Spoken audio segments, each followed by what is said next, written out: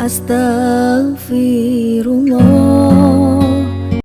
Assalamualaikum warahmatullahi wabarakatuh. Alhamdulillah wassalatu wassalamu ala rasulillah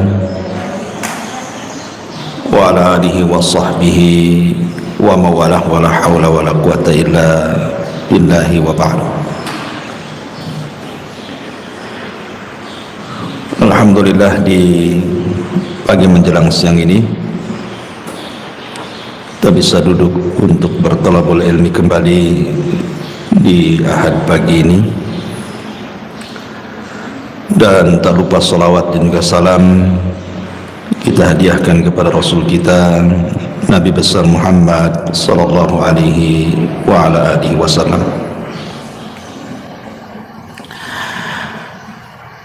Tema di pagi hari ini kita akan membahas soal as-sa'adatu al-hakikiyatu, kebahagiaan yang hakikat.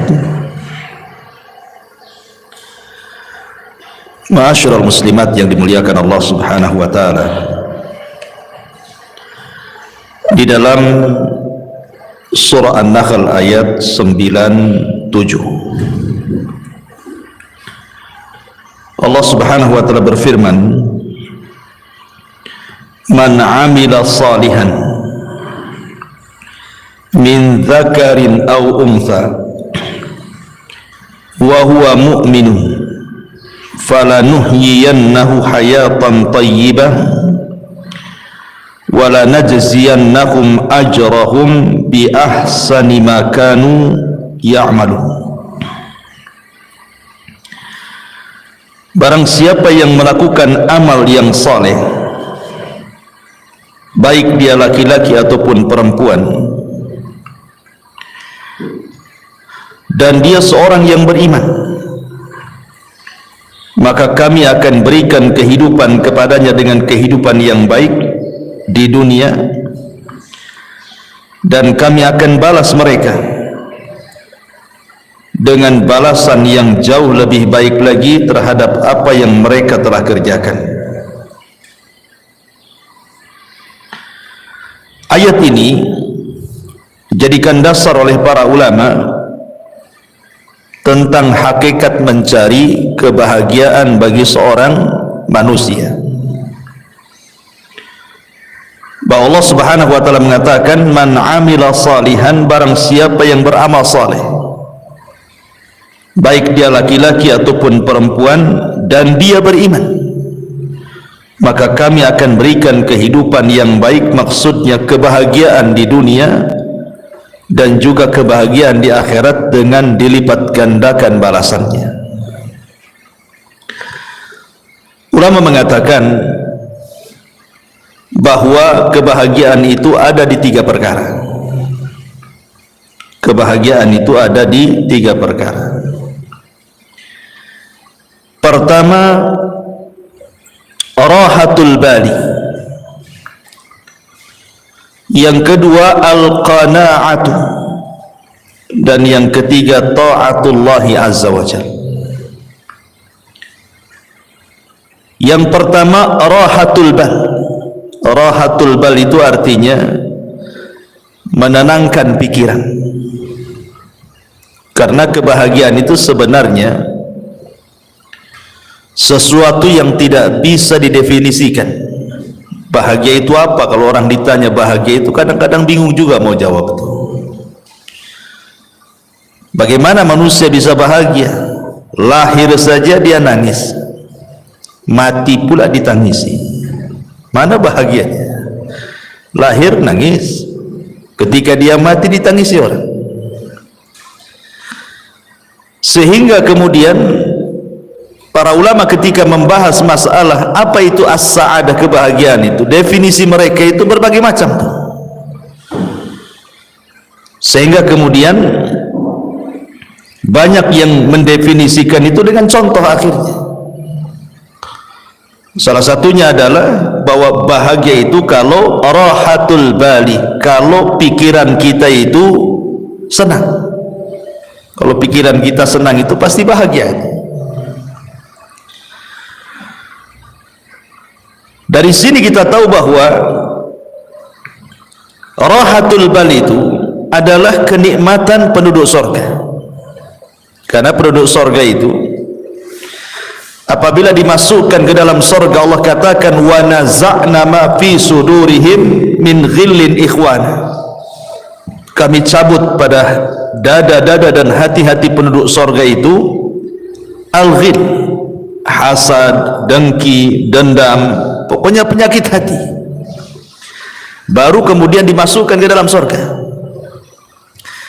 Jadi penduduk surga itu pikirannya tidak aneh-aneh gitu. Dia tidak memikirkan orang, kenapa orang bicara soal dia, atau kenapa dia tidak melakukan seperti orang yang lakukan. Karena biasanya orang kepikiran itu karena dua perkara ini. Jadi kalau ada orang membicarakan keburukan kepada kita, kita katakan kenapa dia ngomong tentang aku seperti ini. Kepikiranlah kan gitu ya. Atau melihat seseorang melakukan sesuatu, kemudian kita berpikir kenapa saya tidak juga melakukan seperti dia. Kepikiran jadinya ya. Jadi penduduk surga itu tidak ada kepikiran seperti itu, karena sudah dihilangkan hasad dalam hatinya, sudah dihilangkan dengki dendam, sehingga memang tenang hatinya. Makanya kebahagiaan itu caranya adalah rahatul bal, tenangkan hati, gitu maksudnya. Rahatul bal itu menenangkan hati. Kalau ada ucapan-ucapan yang gak enak itu tenangkan saja, jangan dipikirin gitu. Karena bukan hanya sekelas ibu ya, sekelas Aisyah Ummul Mukminin radhiyallahu anha. Aisyah Ummul Mukminin radhiyallahu anha, wanita yang paling cerdas, wanita yang paling dicintai Nabi sallallahu alaihi wasallam saja dibicarakan orang. Jadi suatu hari Aisyah Ummul Mukminin ini kebagian Qur'ah. Qur'ah itu maksudnya undian dari sekian istri si Nabi yang boleh ikut perang bersama Nabi. Karena kan tidak semua istri Nabi itu ikut perang, sehingga demi keadilan di Qur'ah diundi siapa yang berhak ikut dan siapa yang tidak berhak ikut. Aisyah radhiyallahu anha kebetulan ketika itu yang ikut perang bersama Nabi, menemani Nabi sallallahu alaihi wasallam safar dalam kondisi atau dalam keadaan berjihad. Menang, pulang. Lah ketika pulang itulah Aisyah radhiyallahu anha di malam hari ingin buang hajat. Karena Aisyah itu kan berada di rumah-rumahan unta. Zaman itu kan belum ada mobil ya. Wanita biasanya diletakkan di rumah-rumahan, yang rumah-rumahan itu diletakkan di punuk unta. Jadi Aisyah radhiyallahu anha ketika itu minta izin kepada pasukan untuk buang hajat tengah malam. Berangkatlah Aisyah radhiyallahu anha ke padang pasir menjauh dari pasukan. Entah karena lamanya dia buang hajat, sehingga dikiranya oleh pasukan itu Aisyah sudah pulang dan sudah kembali ke rumah-rumah di atas unta itu. Berangkatlah pasukan ini. Ketika sudah berangkat, Aisyah selesai buang hajat, rupanya ketinggalan, nggak ada orang. Tapi Aisyah ini cerdas, dia tidak mungkin menyusul pasukan, karena kalau menyusul bahaya. Mendingan dia nunggu saja di situ. Boleh jadi nanti kalau orang-orang itu tahu bahwa dia belum ada di rumah-rumahan unta itu, pasti balik lagi. Jadi Aisyah hanya menunggu saja. Lah saat menunggu itulah rupanya ada seorang sahabat namanya Safwan ibn Mu'attil ketinggalan pasukan. Ketika Safwan ibn Mu'attil ini melihat Ummul Mukminin Aisyah radhiyallahu anha, kaget dia. Kenapa kok Aisyah ada di situ? Akhirnya kemudian tidak banyak bicara. Aisyah radhiyallahu anha suruh naik di atas tunggangan unta yang dibawa Safwan. Dia pun berjalan membawa pelananya sampai ke pasukan.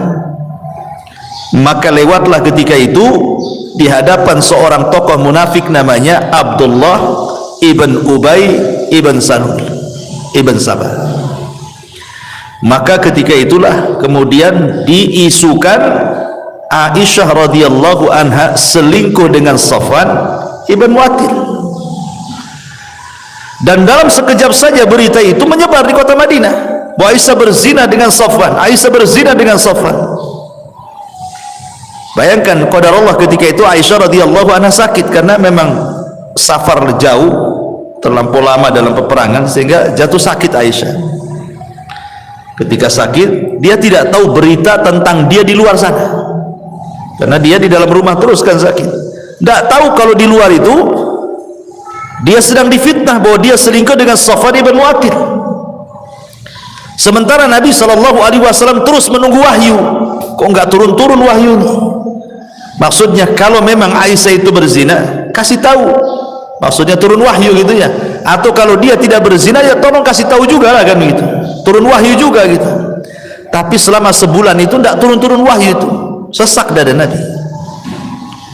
Akhirnya kemudian Nabi SAW datang ke tempat Aisyah radhiyallahu anha. Bayangkan 1 bulan Rasul tidak mau menemui Aisyah. Tapi memang harus ditanyakan karena masalahnya tidak ada wahyu. Ketika kemudian sampai di rumah Aisyah, di situ ada Abu Bakar dan juga ada istrinya dan juga ada Aisyah radhiyallahu anha. Rasul belak-belakan mengatakan, wahai Aisyah, kalau engkau jujur, maksudnya kalau memang engkau melakukannya, tinggal bertobat gitu ya. Nanti Allah Subhanahu wa taala akan mengampuni dosamu. Tapi kalau engkau tidak melakukannya, pasti nanti turun wahyu dari 7 lapis langit sana bahwa engkau tidak akan melakukannya dan engkau tidak pernah melakukannya dan dustalah perkataan orang-orang itu. Akhirnya kemudian sesaat setelahnya turun wahyu surah An-Nur 1-9 bahwa Aisyah ummul mukminin radhiyallahu anha berlepas diri dari tuduhan perzinahan atau perselingkuhan dia dengan Safwan ibn Mu'attil.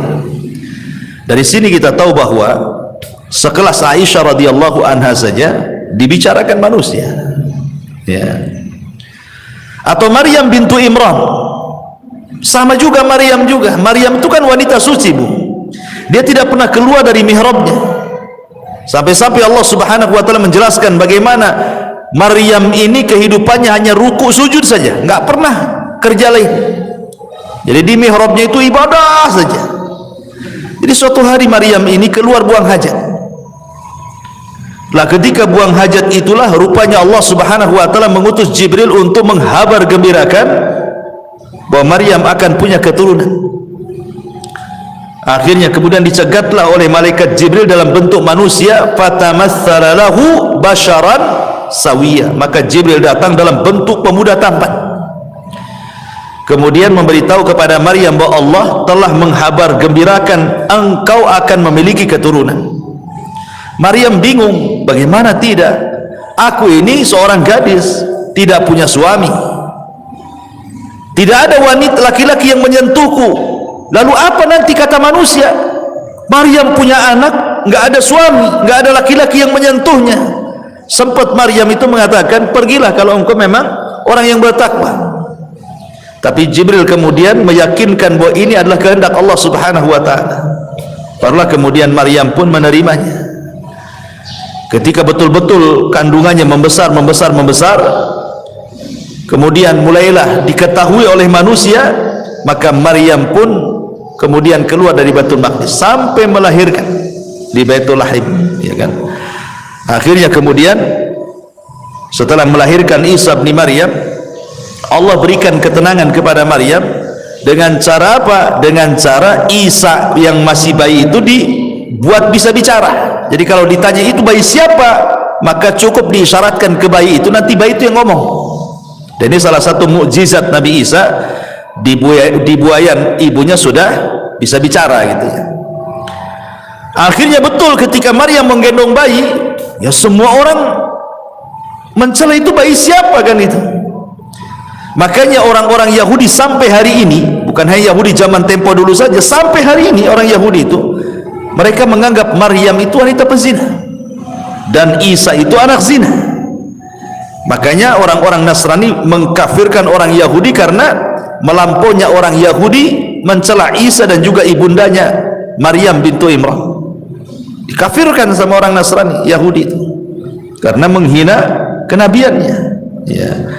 Dari sini menunjukkan bahwa kalau sekelas Aisyah radhiyallahu anha, sekelas Maryam saja tidak lepas daripada pembicaraan manusia, apalagi ibu-ibu. Makanya pentingnya rahatul bal di sini, menenangkan hati, karena sehebat apapun manusia itu pasti dibicarakan orang. Maka rahatul bal itu penting. Ya, jangan pedulikan ucapan manusia, tenangkan gitu maksudnya. Rahatul bali. Kemudian yang kedua, wal qanaatu, dan qanaah. Qanaah itu artinya rela dan redha dengan pemberian Allah Subhanahu wa taala. Rela dan redha dengan pemberian Allah Subhanahu wa taala. Karena ini yang menjadikan orang itu lebih tenang hidupnya. Jadi kalau orang itu rela, redha, apapun yang diberikan Allah pasti akan tenang. Makanya ada seorang syekh mengatakan, kalau anda ingin tenang, lakukan 5 perkara. Kalau anda ingin tenang, lakukan 5 perkara. Yang pertama, nikmati yang ada. Jangan pernah memikirkan yang tidak ada. Nikmati yang ada, jangan memikirkan yang tidak ada. Ibu umpamanya punya rumah, rumahnya kecil gitu ya. Kalau hujan bocor umpamanya, sempit, itu yang ada. Jangan terpikir kapan saya punya gedung, gitu maksudnya. Nanti stres, Bu. Jadi yang ada saja itu nikmati. Memang kalau memang tidur di atas tikar, nikmatilah, daripada menghayal tidur di atas spring bed, tapi kan hayalan itu. Enggak stres hidupnya kayak gitu tuh. Menghayal yang enggak ada, ya nikmati aja yang ada. Itulah qanaah namanya. Ini sama lah umpamanya ibu pengen apa? Pengen handphone bagus ya. Dari dulu yang jadul aja, nggak bisa layar sentuh, itu layar pencet kalau yang jadul itu ya. Kepikir pengen kayak tetangga, handphonenya bagus gitu kan, nggak usah, nikmati aja, nggak apa-apa, disentuh-sentuh saja lah di situ, nggak, walaupun nggak keluar kan, nikmati aja kan ya. Karena stres orang memikirkan yang nggak ada tuh. Ini yang pertama. Yang kedua, berpikir positif, jangan pernah berpikir negatif. Artinya pikirkan kelebihan, jangan memikirkan kekurangan. Kelebihan pada diri ibu itu apa coba? Kelebihannya apa? Sebab kalau orang selalu memikir kekurangan, stres. Itu nggak qanaah tuh. Pikirkan kelebihan, jangan pikir kekurangan. Berpikir positif, jangan selalu berpikir negatif. Kemudian yang ketiga, jangan suka membanding-bandingkan. Ibu jangan membandingkan ibu dengan orang lain. Itu tidak qanaah namanya. Ya. Artinya bahwa kalau seandainya Allah Subhanahu wa taala sudah takdirkan memang ibu seperti itu, anggaplah secara ekonomi, memang suami kerjanya ya apalah, supir taksi, ojek online, GoFood atau apalah istilahnya kan. Sementara tetangga ini kok ngantor, enak, mobilnya bagus gitu ya. Jangan pernah dibanding-bandingkan, baik ibu dengan istri dia atau suami ibu dengan suami dia. Jangan dibanding-bandingkan, karena membandingkan sesuatu itu menjadikan orang tidak qanaah. Kalau suka membanding-bandingkan itu hilang qanaahnya. Makanya kenapa Nabi SAW mengatakan unzuru ila man huwa asfala minkum wa la tanzuru ila man huwa fawqakum fa huwa ajdar alla tajrar nikmatallahi alaikum. Lihat ke bawah, jangan lihat ke atas, kata Rasul. Orang kalau lihat ke atas kan pegel, Bu. Coba aja ibu nenggak gini lama-lama kan apa nggak pegel, Bu, ya kan? Stres, Bu, kalau nengok kapan saya kayak dia, kapan saya kayak dia, apa nggak stres dia? Pegel tuh otaknya. Tapi kalau lihat ke bawah pasti akan tenang. Kenapa? karena Rasul mengatakan fahuwa ajdar alla tajdar nikmatallahi alaikum, karena orang kalau suka lihat ke bawah itu akan lebih mudah bersyukur. Oh, aku ini masih lebih baik dibandingkan si anu gitu ya, alhamdulillah gitu. Tapi sekali lagi catatannya, ini kalau bicara soal urusan dunia ya, kaedah melihat ke bawah, jangan melihat ke atas, ini dalam bab urusan dunia. Jangan masuk dalam urusan agama, sebab kalau urusan agama kaedahnya terbalik, lihat ke atas jangan lihat ke bawah ya. Pamannya tetangga sholat 5 waktu, jangan ibu melihat kepada sholat yang 1 waktu. Anda apa-apalah saya sholat 2 waktu, ini si anu 1 waktu aja kan, itu bukan begitu kan. Tapi lihat ke yang 5 waktu, kapan seperti dia gitu maksudnya. Ada tetangga kawan hafal juz 30 gitu, sebelahnya pula pamannya cuma 3 kul saja, ibu masih mending dengan wadduha. Alhamdulillah saya masih hafal wadduha, tambah 3 kul masih lebih baik daripada dia. Maksudnya jangan melihat ke bawah, tapi lihat kapan saya bisa kayak dia, hafal juga juz 30 gitu maksudnya. Itu kalau soal urusan agama ya, jangan melihat ke bawah, lihat ke atas. Tapi kalau urusan dunia, jangan pernah menatap ke atas, capek ya, stres nantinya, hilang qanaahnya. Itu hilang qanaah itu karena suka melihat ke atas, tidak melihat ke bawah. Kemudian yang keempat, kata para ulama, sibukkan dengan perkara-perkara masa depan, jangan memikirkan sesuatu yang sudah berlalu. Makanya sering saya katakan, banyak orang itu kadang-kadang belum move on ya istilahnya. Mungkin dulunya pernah kaya kemudian miskin, terpikirlah dulu. Mungkin dulunya mantan manajer, sudah tidak manajer lagi, terpikir pula masih jadi manajer. Mungkin dulunya dia polisi kemudian purnawirawan, masih terpikir dia seolah-olah dia polisi padahal sudah pensiun. Orang kalau memikirkan terus masa lalu, tidak pernah menatap masa depan, Bu, nggak akan pernah orang ini bahagia. Karena dia belum bisa menerima keadaan, itu masalahnya kan. Makanya saya kadang-kadang heran, mungkin dulunya mantan militer gitu ya, TNI, Polri atau apa, udah nggak pensiun lagi, sudah nggak berjabat lagi, dia pensiun.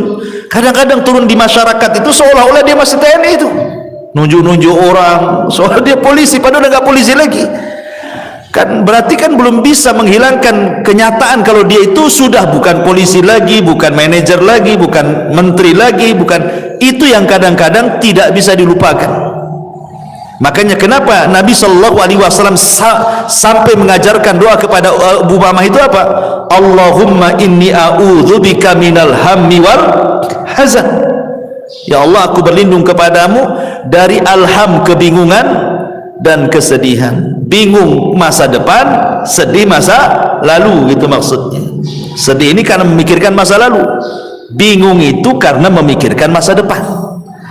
Karena manusia itu kan tidak lepas daripada bingung, stres, sedih ya. Ya sedih memikirkan masa lalu, stres sekarang ini memikirkan masa sekarang, bingung apa yang harus dilakukan besok gitu kan. Itulah manusia di antara 3 perkara ini. Makanya supaya kita qanaah, jangan memikirkan sesuatu yang sudah berlalu, tatap masa depan supaya lebih qanaah. Ya, sudahlah, sudah takdirnya. Yang penting saya pernah kaya dulu, kan itu ya. Yang penting saya sudah pernah jadi pejabat, sudah merasakan, saya sudah tahu semua. Kan enak tuh kalau ngomong gitu ya. Kemudian yang terakhir, kata para ulama di sini, sibukkan memikirkan diri sendiri, jangan pernah sibuk memikirkan orang lain. Ini penting ya. Sibukkan saja, nggak usah ibu mikir ini menteri keuangan nih, nggak usah. Apa yang ibu mikir menteri keuangan pula ya, ibu mikir keuangan sendiri saja lah.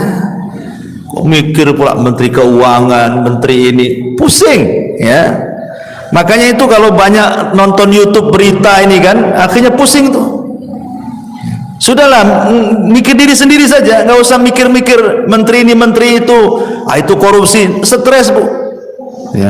Mikir sendiri, diri sendiri itu bagaimana supaya lebih berkembang lagi, lebih manfaat lagi. Gak usah mikir-mikir orang. Karena ini kalau orang terus mikir terus orang, ganggu urusan orang, sementara dia lupa bahwa dirinya juga banyak kekurangan gitu ya, itu tidak qanaah orang itu. Makanya ini pentingnya. Ini yang kedua, kalau ingin bahagia terapkan yang kedua, al-qanaah. Ya, pertama rohatul bal, tenangkan hati. Yang kedua qanaah, redha dengan pemberian Allah Subhanahu wa taala. Kemudian yang ketiga juga taatullahi azza wa jalla, berusaha untuk mentaati Allah Subhanahu wa taala. Orang yang paling bahagia itu, Bu, adalah orang yang paling dekat dengan Allah. Saya contohkan, ketika Nabi SAW berada di puncak kesedihan, Rasul itu pernah mengalami puncak-puncaknya kesedihan yang disebut dengan amul hazni. Jadi tahunnya saja sampai disebut tahun kesedihan. Saking sedihnya sekali Nabi itu sampai tahunnya disebut amul hazni. Bayangkan, di tahun yang sama Abu Thalib meninggal dunia. Kemudian setelah Abu Thalib meninggal dunia, disusul istri tercintanya Khadijah bintu Khuwailid. Kemudian belum selesai Khadijah meninggal, datang pula 8 kabilah Quraisy mengancam Nabi, kalau sampai melakukan dakwah, melanjutkan dakwanya akan dibunuh. Akhirnya Nabi SAW ke Taif. Sampai di Taif dilempari batu lagi. Itu memang momen-momen tersedih bagi Nabi SAW. Tapi Nabi SAW berusaha untuk berdoa kepada Allah dan mengatakan, illam takun alayya sakhatun fala ubali. Kalau ini bukan dalam bentuk azabmu kepadaku ya Rabb, aku tidak peduli. Maka Allah Subhanahu wa taala ingin membuat Nabi SAW melupakan segalanya. Bagaimana kesedihan kepada pamannya Abu Thalib, istri tercintanya Khadijah, ancaman orang-orang Quraisy, sempitnya dakwah, Allah ingin hilangkan dan jadikan kebahagiaan. Apa yang dilakukan Allah? Allah buat Nabi SAW naik ke langit. Kemana? Ke Sidratil Muntaha. Untuk apa? Untuk melupakan segalanya. Artinya Nabi ingin didekatkan kepada Allah. Ya kan, semakin tinggi kan semakin dekat, karena Allah kan berada di atas ketinggian. Ketika Nabi SAW dalam kondisi sulit, sesulit apapun, Allah berikan secercah kebahagiaan dengan cara didekatkan dia kepadanya. Maka terjadilah peristiwa dalam sejarah yang disebut dengan Isra dan juga Mi'raj. Untuk apa? Membahagiakan Nabi supaya tidak sedih lagi, didekatkan kepada Allah sampai di Sidratil Muntaha. Kemudian disyariatkan satu ibadah yang dengan ibadah itu membawa kebahagiaan. Salat itulah ibadah yang membawa kebahagiaan. Kenapa? Karena disyariatkan di langit. Salat itu di dekat Allah Subhanahu wa taala. Makanya dalam salat itu ada satu gerakan yang menunjukkan penghambaan diri seorang hamba kepada Allah. Apa itu? Sujud. Wajah ini, kalau ibu anggota badan ibu dari atas kepala sampai kaki, yang paling mulia itu wajah. Yang paling mulia. Makanya kalau ditampar wajah orang itu, maka akan berbekas sakit hatinya. Beda kalau dipukul paha, dipukul apa kan, nggak berbekas. Tapi kalau udah wajah diludahi, ditampar, itu kan sakit hati luar biasa. Kenapa? Karena memang dari semua anggota badan yang paling mulia itu adalah wajah. Ya. Sementara tanah itu ada sesuatu yang sangat hina kan gitu, karena diinjak manusia. Tanah yang, bumi yang kita injak itu kan rendah karena diinjak kaki. Ketika ibu kemudian meletakkan sesuatu yang sangat mulia, diletakkan di sesuatu yang sangat rendah, itu menunjukkan apa? Penghambaan namanya. Ya kan? Wajah ini mulia, tanah ini hina karena diinjak kan. Jadi ibu meletakkan sesuatu yang mulia kepada sesuatu yang hina hanya untuk menghambakan diri kepada Allah. Makanya disitulah Allah Subhanahu wa taala akan hubungkan tali dia dengan hambanya saat sujud itulah. Makanya solat disebut solat karena silatun bainal abdi wa rabbih. Dia adalah penyambung tali antara hamba dengan Allah. Makanya kalau orang solat, maknanya dia sedang mendekatkan diri kepada dalam sujudnya. Ketika itulah kebahagiaan Allah turunkan. Dalam kondisi apapun Rasul itu kalau ada masalah yang tidak bisa keluar dari sebuah masalah, pasti Rasul akan solat. Rasul itu kalau ada masalah pasti sholat. Sebagaimana Aisyah radhiyallahu anha mengatakan, "Kana an-nabiy sallallahu alaihi wasallam idza hajabahul amr fazi'a ila shalah." Rasul itu kalau datang perkara yang sangat menyulitkan bagi kehidupannya, bersegera dia sholat. Karena dia tahu bahwa sholatlah yang akan mengurai permasalahan. Sebagaimana yang pernah saya ceritakan kepada ibu-ibu kan, ada seseorang ibu itu yang minta fatwa kepada seorang syekh. Ya syekh, saya punya anak ini hidupnya gak pernah bahagia dari kecil sampai dia dewasa. Ya. Setelah dia dewasa masuk ke pekerjaan, asik masalah saja pekerjaannya, keluar masuk pekerjaan. Kemudian soal perjodohan pun sama, sampai sekarang pun dia tidak dapat jodohnya. Kemudian masalah kesehatan pun sama. Sekarang anak saya ini stroke. Ya. Sudah masalah ekonomi masalah, masalah jodoh masalah, masalah kesehatan pula masalah. Jadi kata ibunya itu seolah-olah anak saya itu dari kecil sampai sekarang nih tidak pernah tersentuh dengan kebahagiaan. Apakah anak saya tersihir wahai syekh? Itu pertanyaan ibu ini. Jangan-jangan anak saya tersihir wahai syekh? Bisa enggak kau meruqyah anak saya katanya? Tapi syekh ini mengatakan, pertanyaan satu saja, apakah anakmu sholat? Itu pertanyaan saya. Saya tidak mengatakan nanti saya ruqyah coba mungkin ada jinnya gitu. Tidak, yang ditanyakan pertama kali, apakah putramu sholat? Maka ibunya mengatakan, tidak ya syekh, putraku tidak pernah sholat. Apakah dia seorang muslim? Ya, dia seorang muslim. Artinya kenapa dia nanya seorang muslim? Kalau orang kafir kan tidak perlu ditanya sholat kan itu ya. Apakah dia seorang muslim? Ya, dia seorang muslim. Kenapa dia tidak sholat? Wallahu a'lam.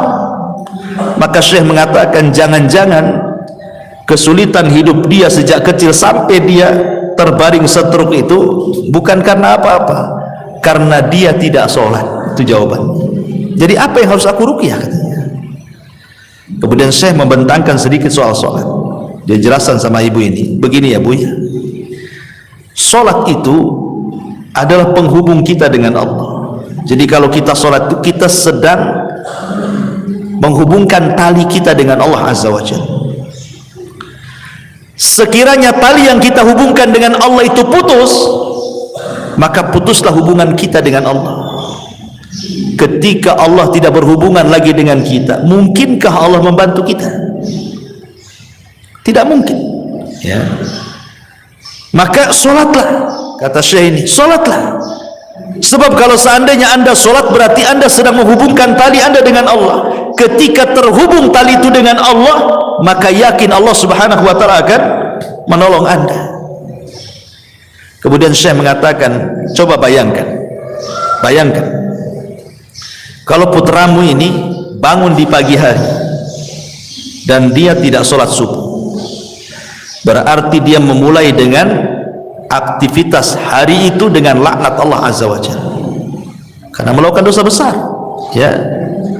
Kemudian datang siang hari lagi, dia tidak sholat duhur, berarti dia sudah dilaknat di siang hari. Kemudian datang sore hari lagi, dia tidak sholat asar, berarti Allah sedang melaknat dia di sore hari. Kemudian datang di malam hari maghrib, dia meninggalkan maghrib, berarti dia sedang dilaknat di waktu maghrib. Kemudian sholat isya, dia tinggalkan pula sholat isya, berarti dia sedang dilaknat di waktu isya. Kata syekh, bagaimana orang akan bahagia sementara awal aktivitas hidupnya diawali laknat dan sebelum tidur pula dia dilaknat katanya. Mana bahagianya? Gimana coba? Awal dilaknat, akhir pula dilaknat. Maka wajar anakmu tidak akan bahagia. Maka syekh mengatakan, suruhlah dia sholat. Dari sini kita tahu bahwa ketaatan kepada Allah Subhanahu wa taala itu salah satu penyebab orang bahagia. Karena bahagia itu ketika seorang hamba dekat dengan Allah. Ketika Nabi SAW sedang kesulitan, diberikan kebahagiaan dengan cara apa? Didekatkan dengan Allah, diangkat naik ke langit, didekatkan sampai di Sidratil Muntaha. Maka hilanglah keperitan hidup Nabi SAW, sehingga ketika turun setelah peristiwa Isra Mi'raj, semangat lagi dia hidupnya, semangat lagi. Apalagi selama perjalanan Isra Mi'raj itu bagaimana Nabi SAW dipertemukan dengan Nabi Adam, Nabi Yahya, Nabi Isa, Nabi Idris, Nabi Harun, Musa dan para Nabi yang lainnya. Menjadi sebuah pelajaran bahwa dakwah Rasul akan mengikuti marhalah para Nabi yang dijumpai selama perjalanan itu. Seperti dia berjumpa dengan Nabi Adam, sebagaimana Nabi Adam hijrah dari sorga ke bumi, maka engkau pun akan hijrah dari Mekah ke Madinah. Kemudian berjumpa dengan Yahya dan juga Isa bin Maryam, sebagaimana keduanya dirongrong dimusuhi orang-orang Yahudi, maka engkau pun sama ya Muhammad, sesampainya di kota Madinah maka musuhmu orang-orang Yahudi. Kemudian juga berjumpa dengan Nabi Yusuf, sebagaimana Yusuf dihasadi oleh saudara-saudaranya sehingga dimasukkan ke dalam sumur, maka dakwahmu pula yang menghalangi sebelum orang lain keluargamu. Maka yang menghalangi dakwah itu siapa dulu? Abu Lahab, keluarga. Belum ada Abu Jahal lagi ya. Abu Lahab sudah menghalang-halangi pamannya sendiri kan. Ketika Rasulullah SAW berjumpa dengan Nabi Musa alaihi salam, Nabi Harun alaihi salatu wassalam, Harun itu dikenal lembutnya, maka berdakwahlah seperti Harun, lembut kepada Bani Israel. Ketika berjumpa dengan Nabi Musa itu dikenal kesabarannya, walaupun dia dimacam-macamin Bani Israel, sabar dia. Maka seolah-olah Allah ingin katakan, sabarlah engkau seperti Nabi Musa dalam rangka mengobati umat Islam. Ketika berjumpa dengan Ibrahim, dan itu orang yang paling mirip dengan Nabi SAW, dan dia yang membangun Ka'bah, maka seolah-olah Allah mengatakan, teruslah ikuti agama nenek moyangmu, maksudnya Ibrahim alaihi salatu wassalam, dengan memakmurkan Masjidil Haram ya. Jadi ada hikmah-hikmah selama perjalanan Isra Mi'raj itu. Dari sini kita tahu bahwa yang ketiga, taatullah, ketaatan kepada Allah adalah salah satu jalan juga meraih kebahagiaan. Ini satu perkataan ulama. Kemudian yang lain juga dijelaskan oleh Imam Ibnul Qayyim rahimahullahu ta'ala. Imam Ibnul Qayyim rahimahullahu ta'ala mengatakan, anna lis-sa'adatil abdi thalathatu umurin. Sesungguhnya dalam kebahagiaan seorang hamba itu terdapat tiga perkara. Idza an'ama alaihi syakara, wa idza btuliya alaihi sabara, wa idza adnaba istaghfara. Yang pertama, apabila diberikan nikmat oleh Allah Azza wa Jal, lantas dia pun bersyukur. Apabila diuji oleh Allah Subhanahu wa ta'ala, lantas dia bersabar. Dan apabila dia melakukan dosa, dia pun berusaha untuk melakukan istighfar. Melakukan istighfar, meminta ampun kepada Allah Subhanahu wa ta'ala. Masyurul muslimat yang dimuliakan Allah Subhanahu wa ta'ala, di sini Imam Ibnul Qayyim rahimahullah ta'ala memberikan konsep tiga kebahagiaan. Kalau tadi kan konsep tiga kebahagiaan, pertama berusaha menenangkan pikiran, jangan memikirkan banyak hal, hilangkan hasad, hilangkan dengki macam-macam ya. Kemudian qanaah, kemudian lebih taat lagi kepada Allah. Maka konsep Imam Ibnul Qayyim berbeda lagi. Kalau ingin bahagia, yang pertama apabila mendapatkan nikmat bersyukur. Apabila mendapatkan nikmat bersyukur. Ini kaitan dengan qanaah juga kan? Ya, qanaah itu artinya apa? Syukuri yang ada, jangan memikirkan yang tidak ada. Nikmati yang ada, jangan menikmati yang tidak ada. Yang ada saja. Wa in ta'uddu nikmatallah la tuhsuha, kan itu. Kalau anda hendak menghitung nikmat Allah, Tidak mungkin terhitung nikmat Allah itu. Banyak kok nikmat Allah itu. Kemudian yang kedua konsepnya, ini yang penting juga, apabila ditimpa musibah dia bersabar. Ini yang paling penting dalam konsep kebahagiaan. Karena biasanya ketika musibah itu terlalu berat, yang datang hanyalah keperitan dan kesedihan. Sering saya katakan, Bu, dalam beberapa kajian di sini kan, bahwa pada setiap perkara yang ada kebahagiaan, pasti di situ ada kesedihan. Perkara-perkara yang ada kebahagiaan di sebuah perkara, pasti terselip kesedihan di situ. Itu sudah matematika tuh, 1 tambah 1 2 tuh. Contoh, ibu bahagia dengan suami, yang punya suami, tetapi di balik kebahagiaan ibu suka senang dengan suami itu, pasti suatu ketika ada kesedihan. Tatkala ibu bermasalah dengan suami, ya, atau uang bulanan kurang, sedih, padahal ada duit dia, kok nggak dikasih saya, katanya. Artinya di sela-sela kebahagiaan itu pasti ada kesedihan tuh. Nengok anak-anak nih, nampak seneng lah anak-anak, apalagi yang masih lucu-lucu ya, usia 4-5 tahun gitu kan, masih lucu-lucunya tuh. Seneng kita nengok anak-anak tuh. Tapi ketika anak itu sakit arah gitu kan, sedihlah kita di situ. Jadi mana-mana tempat ada kebahagiaan, pasti terselip kesedihan di situ. Pasti, ya. Atau ketika ibu melihat harta, ibu punya mobil, punya rumah, punya uang gitu kan senang gitu, karena itu juga salah satu penyumbang kebahagiaan kan itu. Siapa bilang mobil itu tidak menyumbang kebahagiaan? Masih enak naik mobil daripada jalan kaki kan, Bu. Capek jalan kaki, apalagi jauh, sedih kali itu. Tetapi kan bukan segala-galanya. Tapi di balik harta yang merupakan penyumbang kesenangan bagi kita itu juga ada kesedihan. Kesedihan, takut kalau seandainya harta itu hilang, takut kalau seandainya motornya hilang gitu ya. Ini cicilan udah hampir berapa bulan lagi mau lunas gitu kan, stres dia. Senang tuh udah bisa beli motor ya dengan cicilan sekian, biasanya orang-orang kan gitu, paling 3 bulan lagi lunas lah. Tapi masalahnya untuk melunasi itu tak ada duit, sedih dia. Satu sisi senang dia punya kendaraan, sisi lain sedih pula dia tidak bisa melunasi. Pokoknya apapun yang terselip kebahagiaan, pasti di situ ada kesedihan. Apapun itu sudah memang ketentuan, ada bahagia, ada sedih, ada musibah, ada nikmat. Tetapi kata para ulama mengatakan, walaupun demikian, ya, seseorang itu harus memahami bahwa setiap kebahagiaan ada kesedihan, nanti Allah akan balik lagi. Setiap kesedihan itu pasti ada kebahagiaan. Kenapa demikian?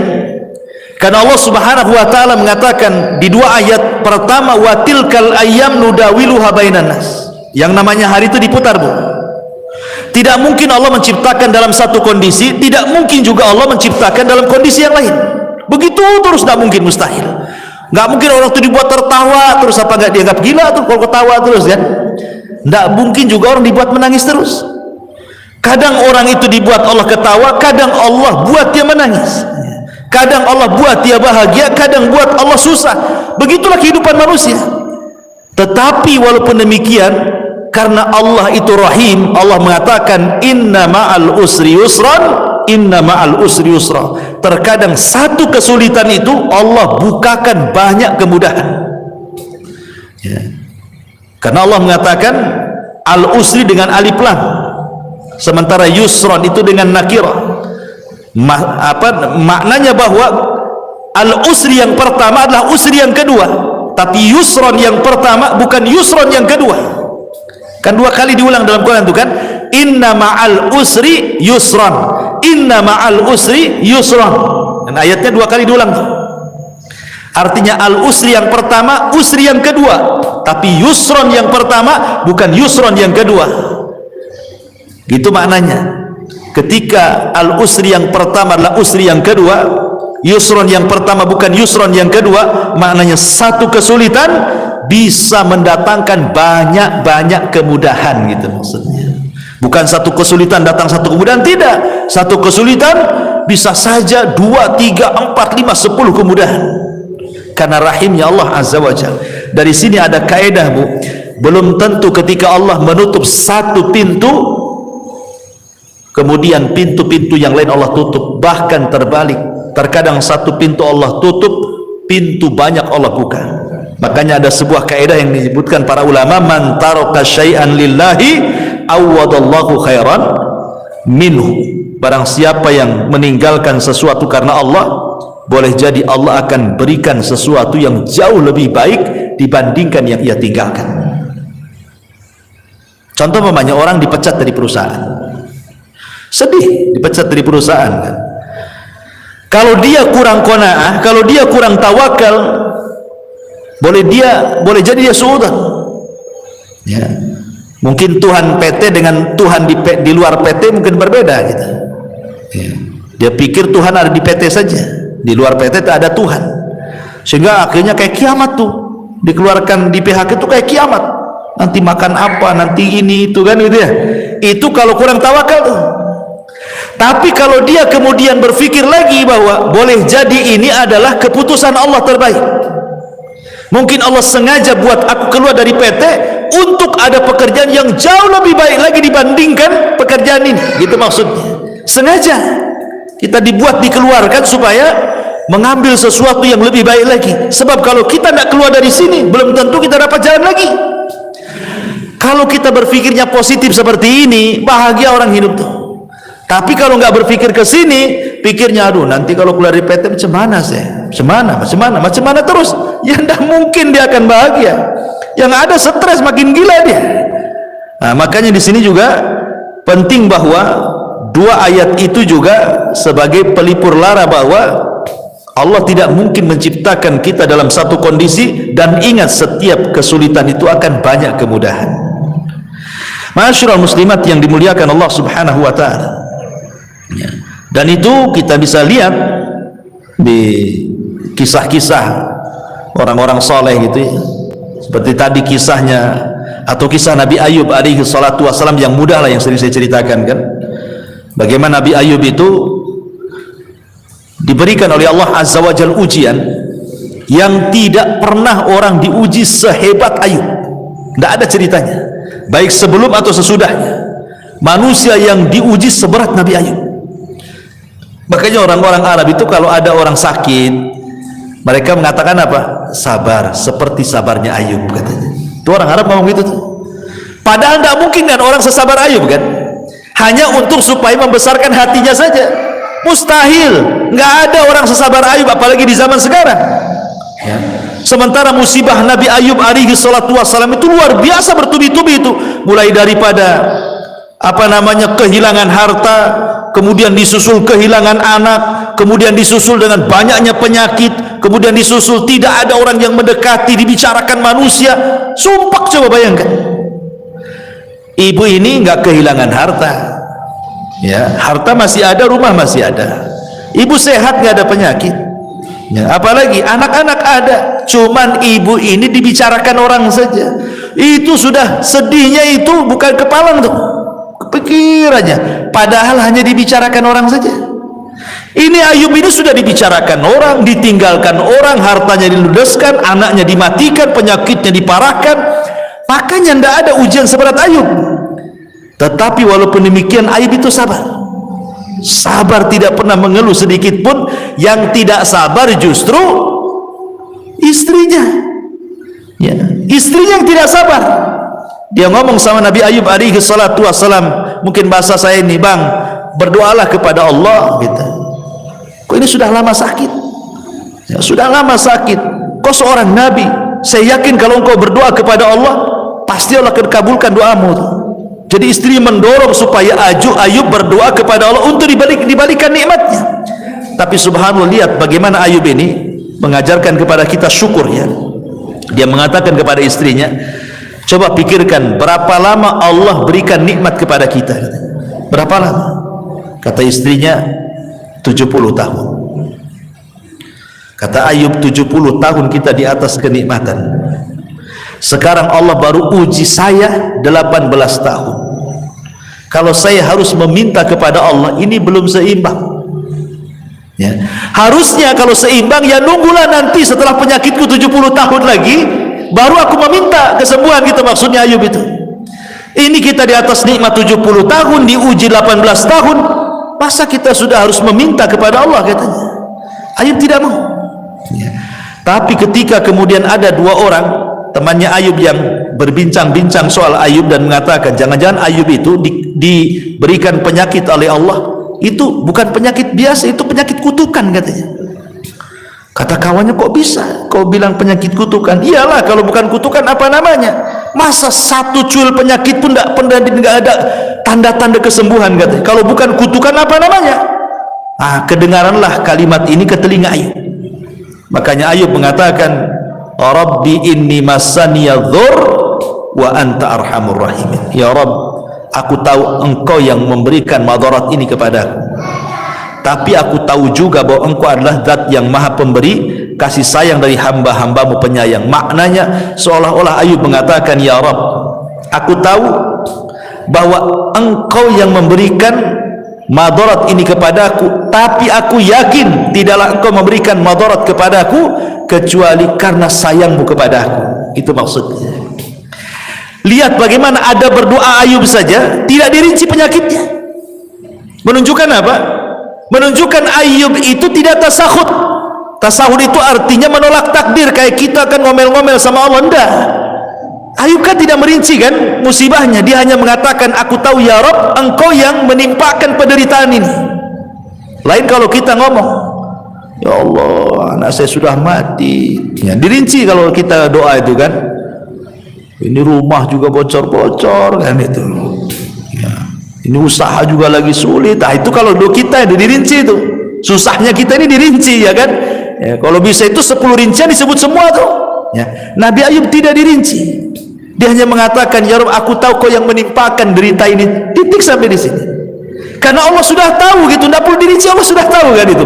Dan itu ada berdoa namanya, ya, Allah sudah tahu, sudah paham gitu.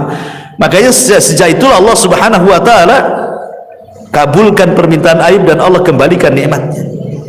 Dan ini dari sini ada kaidah bahwa barang siapa yang meninggalkan sesuatu karena Allah, pasti Allah akan ganti sesuatu itu yang jauh lebih baik lagi, ya. Karena orang di depan musibah itu kan terbagi menjadi 3, Bu, ya. Yang pertama tasahud, tidak redho, tidak rela, kemudian mulutnya ini ngomong macam-macam, ya. Ini seburuk-buruknya orang ini nggak akan bahagia selamanya. Yang kedua, dia berusaha untuk rela, redho, ikhlas gitu, ya. Tapi terkadang kalau disentuh hatinya keluar juga dia. Jadi pura-pura sabar saja, tapi kalau diajak bicara keluar semua keluhannya, ya. Tapi masih mendingan lah dibandingkan orang yang pertama. Kemudian yang ketiga, orang yang betul-betul ikhlas, betul-betul redho, lisannya pun dia tidak pernah mengeluh, ya. Bahkan dia sanggup mengucapkan alhamdulillah.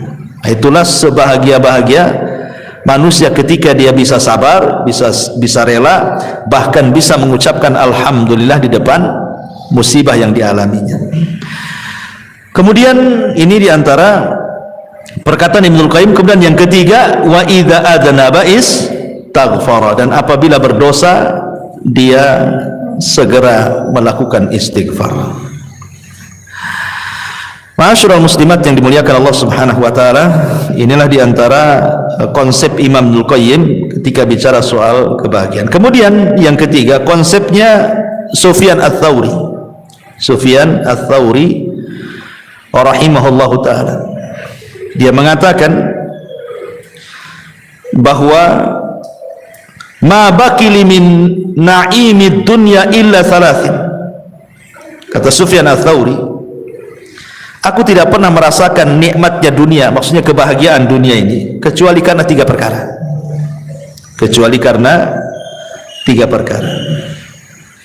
akhun thiqatun fillahi aqtasibu min suhbatihi khairan in ra'ani za'ighan qawwamani aw mustaqiman ragabani wa rizqun wasi'un halalun laysat lillahi alayya fihi tabi'atun wa la li makhluqin alayya fihi minnatun wa salatun fi jama'atin akfi sahwaha wa arzak ajruha. Kata Sufyan Ats-Tsauri rahimahullah, yang pertama akhun thiqah. Kebahagiaan itu kalau memiliki kawan yang bisa dipercaya, di mana aku mengambil manfaat dari perkawanan itu. Kalau kawanku melihat aku menyimpang, dia berusaha meluruskanku. Kalau kawanku melihat aku istiqomah, berusaha memberikan dorongan, ya, kabar gembira sehingga makin istiqomah. Kemudian yang kedua, warizkun wasiun, rizki yang luas, yang halal. Rizki yang luas, yang halal, di mana dengan itulah aku tidak menjadikan aku menjadi peminta-minta kepada manusia. Aku kaya gitu, nggak harus meminta-minta kepada manusia. Dan yang ketiga, sholat jamaah. Yang ketiga, sholat berjamaah. Dengan itulah aku bisa merasakan kebahagiaan. Jadi Sufyan Ats-Tsauri mengatakan bahagia itu ada di tiga perkara: teman yang baik, yang kedua rizki yang luas dan halal sehingga dia tidak meminta-minta, dan yang ketiga pada sholat.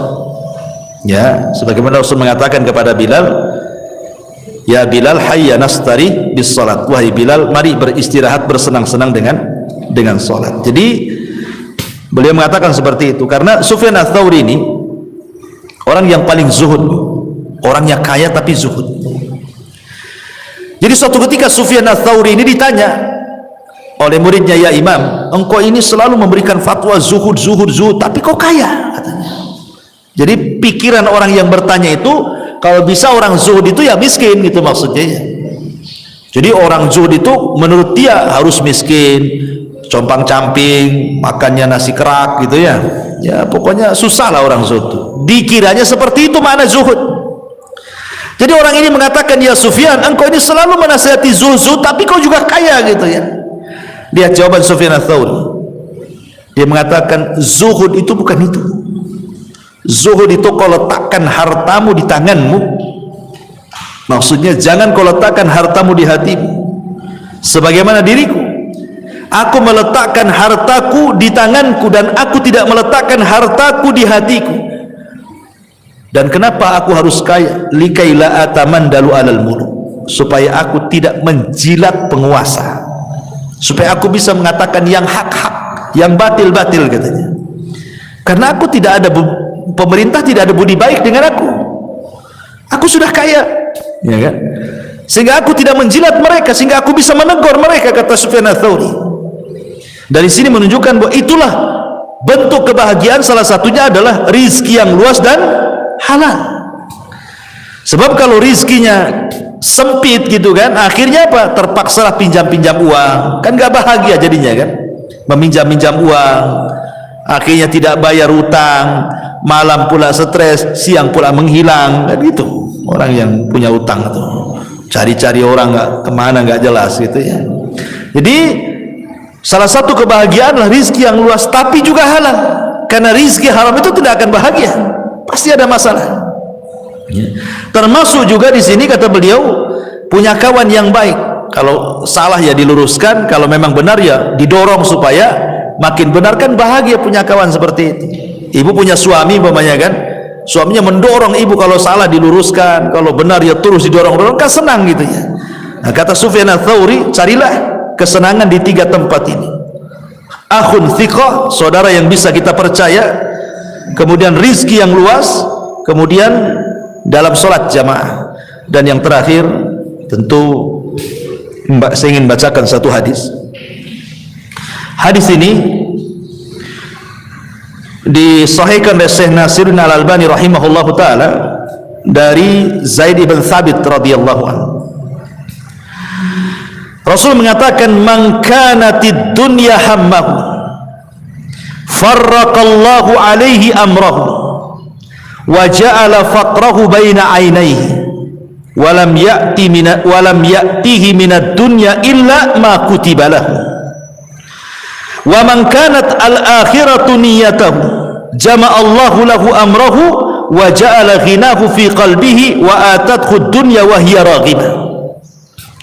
Barang siapa yang dunia menjadi tujuan hidupnya, maka Allah subhanahu wa ta'ala akan cerai beraikan perkaranya, dan Allah akan jadikan kefakiran di kedua matanya, dan tidaklah dunia yang datang kepadanya kecuali apa yang sudah dicatat takdir saja. Tetapi barang siapa yang akhirat adalah niat hidupnya, maka Allah subhanahu wa ta'ala akan kumpulkan perkaranya, dan Allah akan jadikan kekayaan dalam hatinya, dan Allah akan datangkan dunia kepadanya sementara dia menolaknya. Ma'asyiral muslimat yang dimuliakan Allah azza wa jalla, hadis ini adalah hadis yang sangat mulia sekali, satu dasar mencapai kebahagiaan dunia dan akhirat. Pertama, penggalan yang pertama, Rasul mengatakan barang siapa yang dunia itu menjadi tujuan hidupnya, maka Allah pasti akan mencerai beraikan urusannya, dan Allah akan jadikan kefakiran di kedua matanya. Kemarin kita sudah jelaskan, Bu, ada orang kaya diazab dengan kekayaannya, bahkan seolah-olah lebih miskin dibandingkan orang-orang yang sudah jelas miskin. Ada orang miskin, Bu, mungkin dia tukang bangunan, ya, kadang helper, ya, mungkin yang paling rendah dalam tukang bangun itu helper itu, ya. Kadang ada borongan, kadang tidak, gitu. Kadang ada proyek, kadang tidak. Tapi dia bisa hidup dengan keluarganya. Dia bangun tidur, kemudian jam 8 dia sudah kerja, jam 5 pulang, kemudian dia bisa senang dengan anak istrinya, coba nanti besok gitu lagi, ya. Tapi ada orang-orang kaya, Bu, itu seolah-olah 24 jam hidupnya itu dengan duit saja, nggak ada untuk keluarga tuh. Ada orang kayak gitu kan? Karena orang kaya itu umpamanya, wah ini ada meeting ke Medan nih, seminggu di Medan. Sementara tukang bangunan ini di rumah terus, dia sama keluarganya. Dari pagi bisa dia tengok istrinya, ini nanti sebulan kemana, sebulan kemana, kapan bersama-sama keluarganya dia. Itu kan orang ini diazab dengan kekayaan namanya tuh. Kok kekayaannya mengadab? Harusnya orang yang kaya itu lebih banyak hidup dengan keluarga dibandingkan orang miskin. Ini tidak gitu. Kenapa orang yang miskin itu lebih senang hidup dengan anak istrinya, lebih banyak waktunya? Orang kaya ini pula sedikit waktunya. Berarti dia diazab dengan kekayaannya. Orang miskin aja nggak kayak gitu cari uangnya kok. Kalau sudah cukup untuk makan selesai. Ini tidak cukup-cukup. Maknanya dia itu miskin, tidak kaya sebenarnya, karena tidak cukup. Ya. Makanya di sini Rasulullah mengatakan, man kanatid dunya hamman, siapa yang dunia tujuannya itu, farraqallahu alaihi amrah, pasti Allah cerai beraikan urusannya. Kalau dia tidur, Bu, apa maksudnya Allah cerai beraikan itu?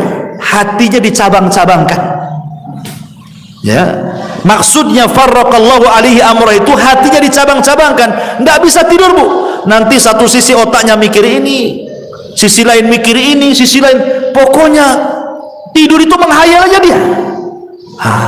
Gimana mau tenang coba? Tidur aja nggak bisa, karena mikir ini, mikir ini, mikir itu, banyak mikir. Akhirnya ketika dia banyak mikir itulah wa ja'ala faqrahu baina ainaihi, maka hidupnya tidak akan tenang, sehingga Allah jadikan kefakiran di kedua matanya. Mana dapat kesenangan orang kayak gini kan? Hidupnya nih mikir banyak gitu ya. Tetapi sebaliknya, walam ya'tihi minad dunya illa ma kutiba lahu, padahal dunia sendiri kalau dicari tidak lebih daripada yang ditakdirkan saja. Maka berjalanlah bersama takdir, itu selesai. Jalan bersama takdir, ya. Karena sehebat apapun Anda mencari dunia, kalau ditakdirkan dapat segitu ya segitu, tidak mungkin nambah. Ngapain kemudian ngoyo dari pagi ke pagi lagi kan? Padahal dunia itu sebatas ditakdirkan saja. Wa man kanatil akhiratu niyatahu, barang siapa yang akhirat niatnya, jama'allahu amrahu wa ja'ala ghinahu fi qalbihi wa atathu dunya wa hiya raghimah. Tapi kalau niat hidupnya hanya untuk akhirat, maka Allah akan kumpulkan urusannya. Maksudnya hatinya tidak akan bercerai-berai, itu tidak banyak dipikirkan ya. Dan Allah jadikan hatinya, kekayaan dalam hatinya, dan dunia akan didatangkan sementara dia menolaknya. Ini di antara kebahagiaan yang dimaksud adalah kebahagiaan hati ya, karena di sini Allah Rasul mengatakan wa ja'ala ghinahu fi qalbi. Jadi kalau ditanya bahagia itu ada di mana, ya bahagia itu ya ada di hati ya. Kalau hatinya lapang, rumah yang sempit jadi lapang, gitu maksudnya ya. Kalau hatinya sempit, rumah yang lapang jadi sempit. Coba lihat Bu, ibu kan punya suami, yang punya suami kan kalau ada masalah dengan ibu kan dia nggak kerasan di rumah Bu, pasti lari sana lari sini, nanti datang muring-muring pergi lagi kan gitu. Padahal rumahnya luas Bu, dia masih mendingan ngekos daripada di rumah sama ibu kan, karena lagi sempit hatinya tuh ya. Coba kalau lagi senang Bu, nggak mau keluar rumah dia ya. Tapi kalau lagi sumpek, nggak mau balik dia ya. Itulah menunjukkan bahwa kebahagiaan itu ada di hati. Hati makin lapang berarti semua lapang. Ibu yang kurang cantik saja kalau suami lapang itu dianggap cantik itu. Ibu yang cantik jelita kalau suami lagi stres kayak setan Bu, nengok ibu tuh. Karena gimana, orang nggak senang, nggak senang. Buat apa cantik pun kayak setan katanya kan. Pokoknya orang nggak senang itu semua jadi jelek kan, tapi orang senang semua jadi indah.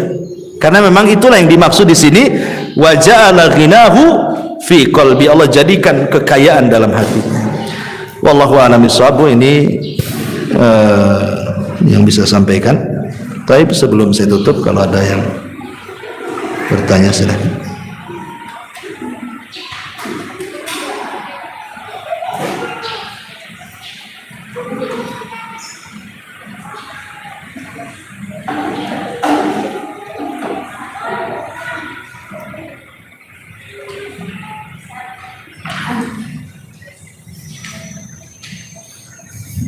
Ya.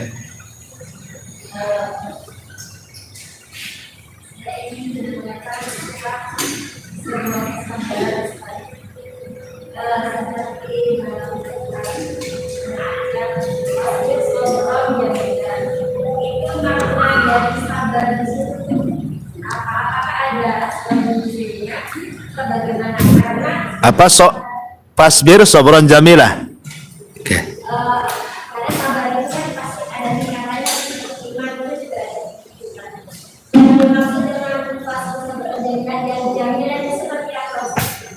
Iya.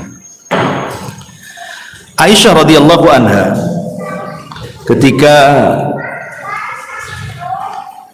disidangkan oleh Nabi sallallahu alaihi wasallam, ketika kisah tadi yang saya ceritakan ya, difitnah berzina dengan Safwan ibn Mu'attil.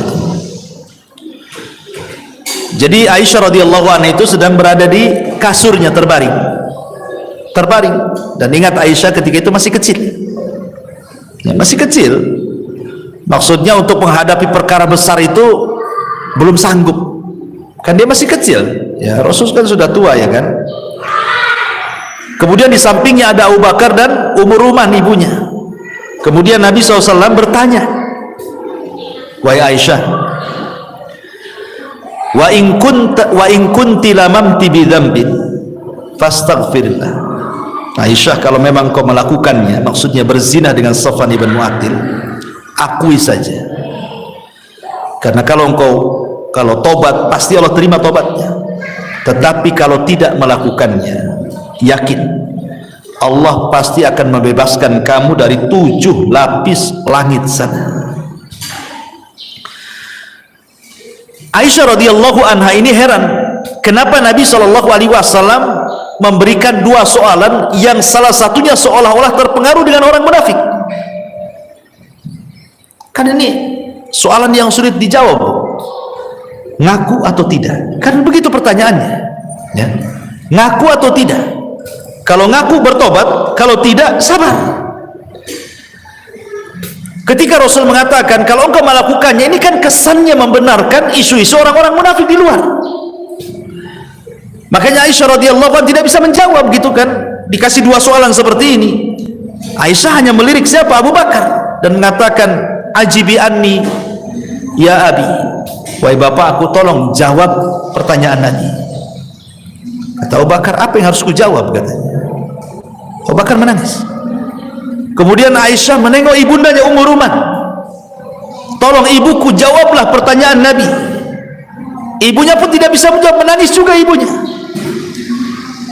Jadi Aisyah radhiyallahu anha ini merasa tidak ada pembelaan di situ. Ya, bapaknya tidak membela dia, ibunya tidak membela dia gitu. Dia harus menanggung fitnah dari luar. Aisyah radhiyallahu anha langsung mengambil selimut, namanya anak-anak.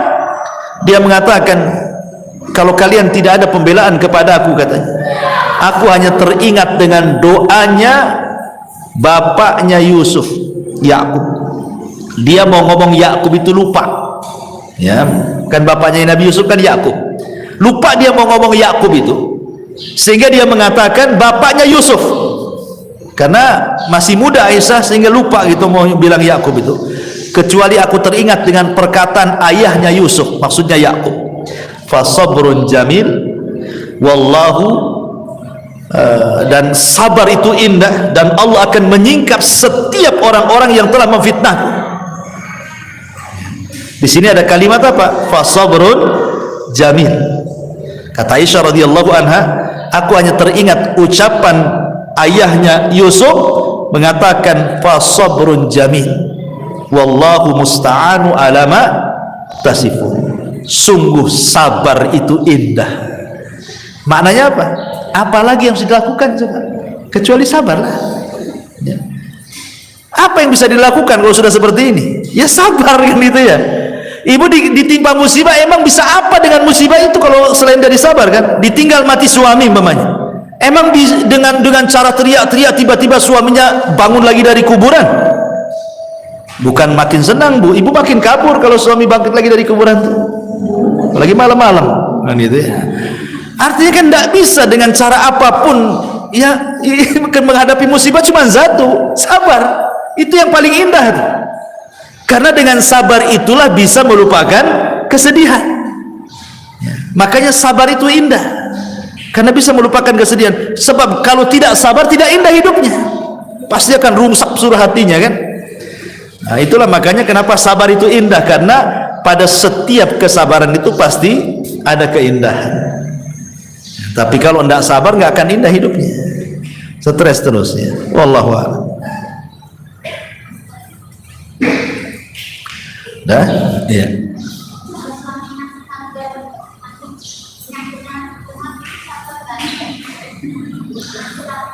Suaminya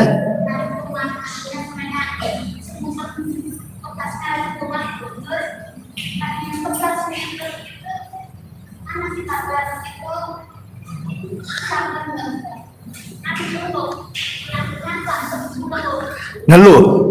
Yang ngeluh siapa? Suaminya ngeluh.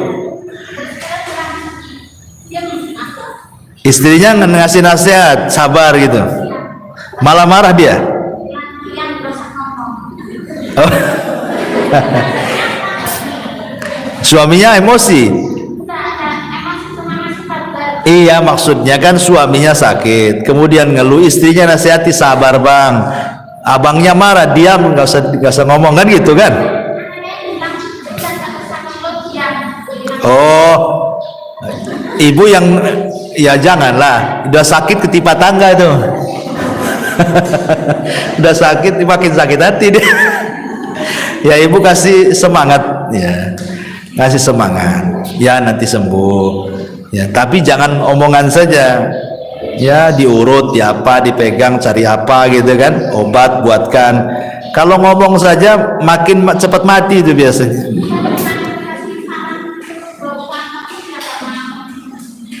Oh dia nggak mau berobat.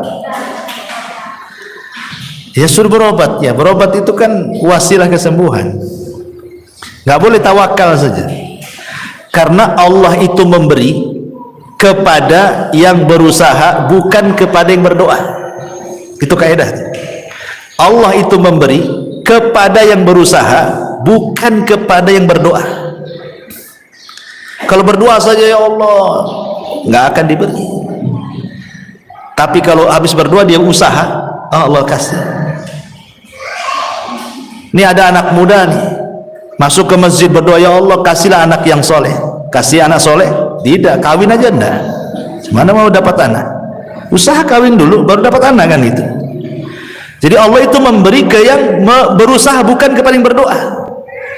Maka sarankan jangan berdoa terus, usaha juga. Berdoa minta kesembuhan, ya makan obat juga gitu maksudnya. Atau terapi-terapi apa gitu ya, karena doa itu tidak menghilangkan akhdhu bil asbab, mengambil sebab ya. Ya Bu, saya kira cukup pula. Ini sudah jam 10, saya harus ke Batam Center. Mudah-mudahan ada manfaatnya. Subhanakallah bihamdika, asyhadu an la ilaha illa anta, astaghfiruka wa atubu ilaik. Allahu ta'ala. Assalamualaikum warahmatullahi wabarakatuh.